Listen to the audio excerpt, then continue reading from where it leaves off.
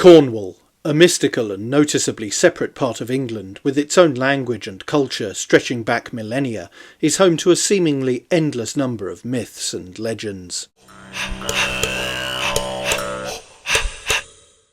But one legendary creature which has bled into other iterations over the centuries is the knocker, otherwise known as the Tommyknocker.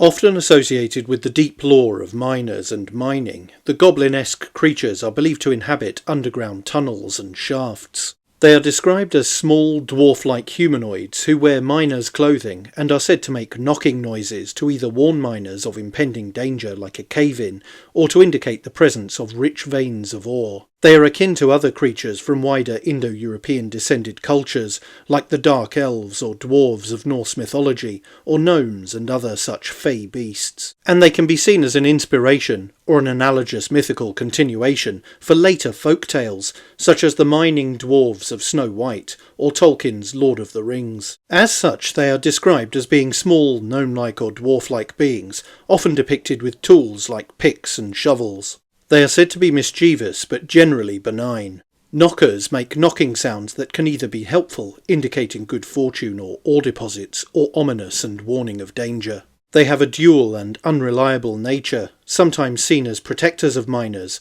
but they can be tricksters if disrespected.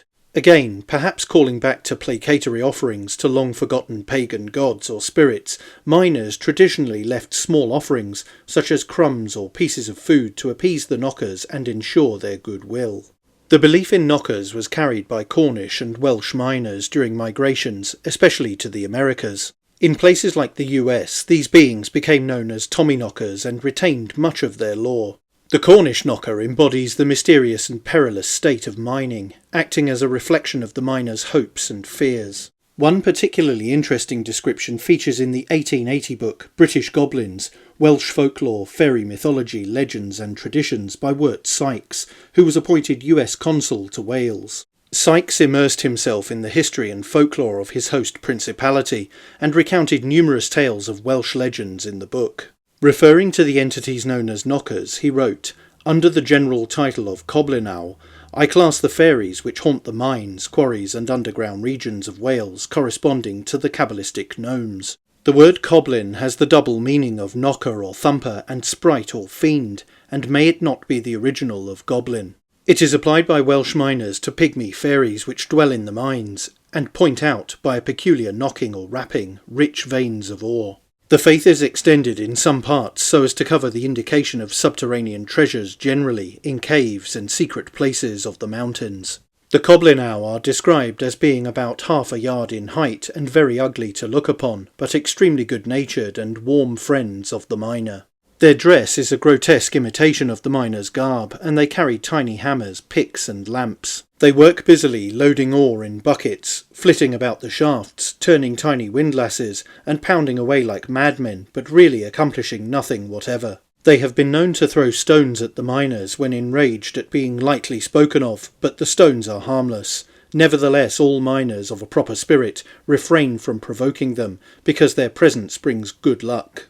As mentioned, in Indo-European folklore, small subterranean creatures akin to the Welsh Coblynau or Cornish knockers abound, each with unique traits tied to their regions. This can be seen in the Germanic kobolds. These mischievous mine-dwellers, varying from helpful to malicious, inspired the name cobalt when miners mistook toxic ore for treasure. In Slavic tales, the skarbnik of Polish mines guard treasures, aiding respectful miners but punishing the greedy with deadly tricks. Similarly, the Scandinavian trolls, often small and gnarled, haunt caves and mountains, blurring lines between helpful spirits and threats. These beings share a Proto-Indo-European thread, animistic spirits of earth and stone, reflecting humanity's awe and fear of the underground.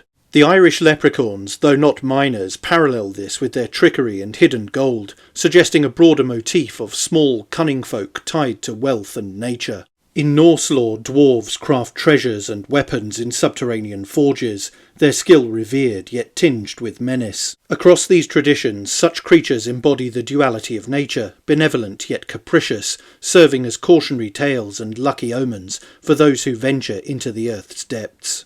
Tolkien's warning echoes this balancing act in The Fellowship of the Ring, with the fate of the dwarves who awoke the Balrog, Durin's bane, by delving too greedily and too deep in Moria, looking for precious mithril. But that's it for this video. Don't forget to like, share, and most importantly, subscribe. And you can also support the channel on Subscribestar via the link in the description, or via YouTube. Super thanks. Thanks for watching. Bye for now.